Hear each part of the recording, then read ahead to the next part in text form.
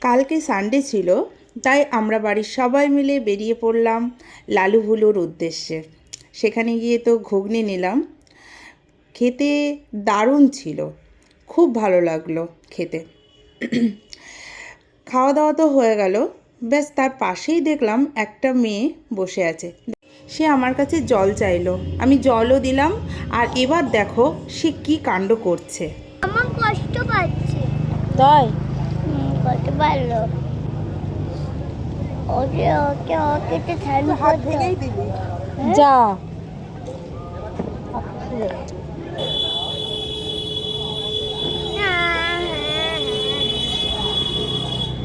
তোরে আমি বাইক টানতে আইছিলাম, এখন তোরে চলে যাইতেই হবে। যাবি চল। প্রথমে এই তো না, বেশ না, না, ভালোই লাগছিল পাশে দিতে হবে। ওর আদর দেখে, কিন্তু যখন ও নেমে গেল এমা। এবং এটাকে ছুঁড়ে ফেলে দিল, এত খারাপ লাগলো। ব্যাস আর কী করা যাবে। কিন্তু তার পাশেই গঙ্গার ঘাট ছিল, বসলাম, দারুণ ভালো লাগলো। এইভাবেই পুরো সানডেটা আমরা কাটালাম, ভালো মন্দ সব কিছুর মধ্যে দিয়ে। ব্যাস।